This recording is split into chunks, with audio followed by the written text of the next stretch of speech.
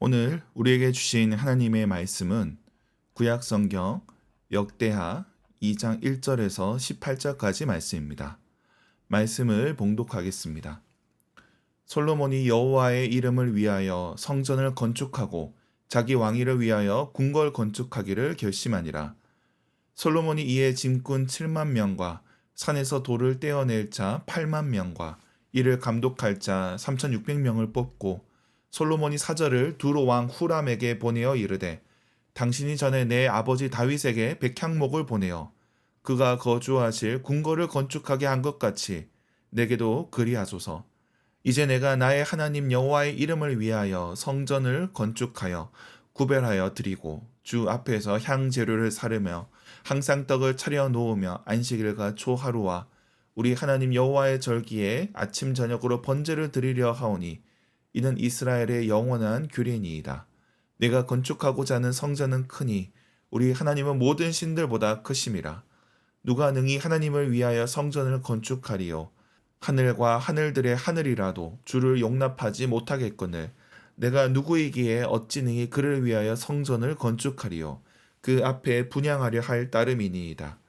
이제 청하건대 당신은 금, 은, 동, 철로 제조하며 자색, 홍색, 청색 실로 직조하며 또 아로색일 줄 아는 재주 있는 사람 하나를 내게 보내어 내 아버지 다윗이 유다와 예루살렘에서 준비한 나의 재주 있는 사람들과 함께 일하게 하고 또 레바논에서 백향목과 잣나무와 백단목을 네개로 보내소서. 내가 알거니와 당신의 종을 레바논에서 벌목을 잘 하나니 내 종들이 당신의 종들을 도울지라. 이와 같이 나를 위하여 제목을 많이 준비하게 하소서. 내가 건축하려 하는 성전은 크고 화려할 것이니이다. 내가 당신의 벌목하는 종들에게 찌은 밀 2만 고루와 보리 2만 고루와 포도주 2만 밭과 기름 2만 밭을 주리이다 하였더라. 두루왕 후람이 솔로몬에게 답장하여 이르되 여호와께서 자기 백성을 사랑하심으로 당신을 세워 그들의 왕을 삼으셨도다. 후람이 또 이르되 천지를 지으신 이스라엘의 하나님 여호와는 송축을 받으실지로다. 다윗 왕에게 지혜로운 아들을 주시고 명철과 총명을 주시사 능히 여호와를 위하여 성전을 건축하고 자기 왕위를 위하여 궁궐을 건축하게 하시도다. 내가 이제 재주 있고 총명한 사람을 보내오니 전에 내 아버지 후람에게 속하였던 자라. 이 사람은 단의 여자들 중 한 여인의 아들이요 그의 아버지는 두로 사람이라. 능히 금, 은, 동, 철과 돌과 나무와 자색, 청색, 홍색 실과 가는 배로 일을 잘하며 또 모든 아로 새기는 일에 익숙하고 모든 기묘한 양식에 능한 자이니 그에게 당신의 재주 있는 사람들과 당신의 아버지 내 주 다윗의 재주에 있는 사람들과 함께 일하게 하소서. 내 주께서 말씀하신 밀과 보리와 기름과 포도주는 주의 종들에게 보내소서. 우리가 레바논에서 당신에게 쓰일 만큼 벌목하여 때를 엮어 바다에 띄어 욥바로 보내리니 당신은 제목들을 예루살렘으로 올리소서 하였더라. 전에 솔로몬의 아버지 다윗이 이스라엘 땅에 사는 이방 사람들을 조사하였더니 이제 솔로몬이 다시 조사함에 모두 15만 3,600명이라. 그 중에서 7만 명은 짐꾼이 되게 하였고 8만 명은 산에서 벌목하게 하였고 3,600명은 감독으로 삼아 백성들에게 일을 시키게 하였더라. 아멘. 매일 성경 순서에 따라 역대하 말씀을 살펴보겠습니다. 오늘 본문은 성전 건축을 다루고 있습니다. 솔로몬은 다윗의 유지를 받아 성전을 짓게 됩니다. 이 성전은 사무엘하 7장에 다윗이 맺은 언약에 따라 지어지게 됩니다. 오늘 말씀은 그 성전을 짓는 준비 과정을 담고 있습니다. 그리고 성전에 대한 내용은 7장까지 이어지게 됩니다. 오늘 본문 1절에 솔로몬이 성전과 궁궐 건축을 결심합니다. 왕권을 세우기 위해서 성전과 궁궐을 지어야 합니다. 고대 근동에서 왕의 역할은 신전, 성전을 짓는 일이었습니다. 그런데 성전을 짓는 일은 보통 일이 아닙니다. 2절에 보면 짐꾼이 7만, 돌을 떼는 자 8만, 감독자 3,600명이라 나옵니다. 엄청난 수가 동원되어야 합니다. 물론 이 인원이 한꺼번에 동원되었다기보다는 이 전체에 들어간 이 참여 인력이라 할 수 있을 겁니다. 아마 돌아가며 감당한 그 수도 포함을 하고 있을 겁니다. 그러나 어찌 되었든 적은 수가 아닐 겁니다. 이 수는 17절과 18절에서 다시 한번 강조합니다. 이는 성전 건축이 한두 사람의 일이 아니라는 겁니다. 왕이라도 쉽지 않습니다. 단순히 인력의 문제만이 아닙니다. 성전을 지을 만한 기술도 있어야 됩니다. 그래서 두로 왕 후람에게 사람을 보냅니다. 기술자를 달라는 겁니다.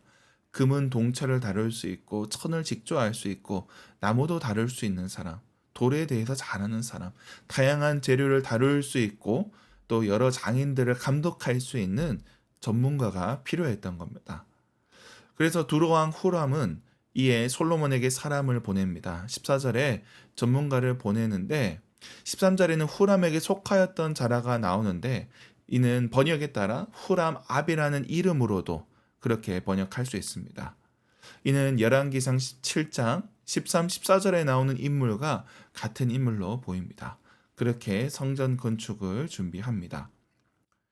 이 말씀은 열왕기에 이미 나온 말씀입니다. 성전 건축 말씀은 이미 열왕기에 있습니다.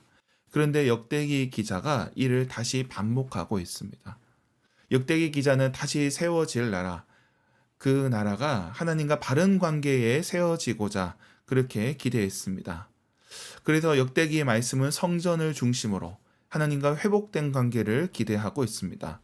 그런데 그렇게 중요한 성전이지만 앞서 말씀드렸듯이 한두 사람 힘으로 지어질 수 없다는 겁니다. 하다못해 막리를 한 사람도 필요하고 전문적인 기술자도 있어야 됩니다. 이스라엘뿐만 아니라 이웃 나라의 도움을 받아야 재료를 구할 수 있습니다. 이스라엘의 성전이지만 이스라엘의 힘만으로는 지을 수 없다는 겁니다. 그리고 17절에는 이방 사람들을 진군으로 썼다는 말씀도 나옵니다. 물론 이것이 그들에게 노역을 부과했다. 어찌 보면 솔로몬의 나라가 제국의 그런 모습을 갖고 있다 이렇게 생각할 수도 있지만 이 성전을 짓는 일이 그들의 힘만으로 할 수 없다는 것을 보여주고 있습니다. 이것이 오늘 본문 말씀의 특징입니다. 역대기를 기록할 때는 포로 생활을 마친 후입니다. 이미 성전을 재건한 후입니다. 그들은 성전을 재건하면서 많은 애를 썼습니다. 중간에 멈추기도 하고 또 다시 힘을 모아 또 성전을 지어갔습니다. 그 과정 속에서 수많은 사람들이 함께 수고했을 겁니다. 어쩌면 그들 가운데 함께하는 이들도 애를 썼을 겁니다. 그래서 11개의 성전 건축 과정에 이방인에 대한 내용도 포함되어 있는 겁니다. 함께 힘을 모아 주님의 전을 세워갔다는 겁니다. 오늘 우리도 마찬가지입니다. 우리가 하나님의 집 또는 주님의 교회를 세워가는 일에는 몇 명으로 되는 것이 아닙니다. 함께 하나님의 뜻을 구하며 또 함께 세워가야 합니다. 이를 위해 마음을 모아야 합니다. 캠퍼스 선교도 그렇고 또 지역사회 복음화도 마찬가지일 겁니다. 우리 안에서 우리끼리만 할 수 있는 일은 아닐 겁니다. 그러나 하나님께서 우리 곁에 주신 사람들 함께 또 마음을 모아 이 일들을 감당해 갈 때 주님께서는 주님의 집을 짓게 하실 것입니다. 우리의 집이 아니라 하나님의 집을 짓게 하실 것입니다. 그 믿음으로 나아가는 저와 여러분이 되길 주님의 이름으로 축원합니다. 기도하겠습니다. 하나님 아버지, 오늘 하루도 주님께서 우리 가운데 함께하여 주시고 지켜주시길 소망합니다. 주님, 우리가 함께 주님의 전을 지어가기 원합니다. 우리뿐만 아니라 우리와 함께하는 이들, 또 모든 이들이 뜻을 모아 마음을 모아 주님의 전을 지어가게 하여 주시옵소서. 이곳 캠퍼스에 또 주님의 전이 세워지게 하여 주시옵소서.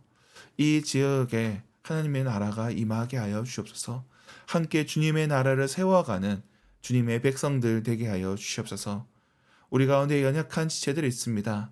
병상에 있는 자들을 긍휼히 여겨주시고 저들을 강건케 하여 주시옵소서. 그리고 태의 열매를 놓고 기도하는 가정들이 있습니다. 주님께서 저들에게 생명을 허락하여 주시옵소서. 경제적인 어려움으로 물질적인 문제로 고통받는 자들에게 주님 함께하여 주시고 필요한 것들을 공급하여 주시옵소서. 오늘 하루 우리의 삶 가운데 주님 은혜를 베풀어 주옵소서. 감사드리며 예수님의 이름으로 기도드립니다. 아멘.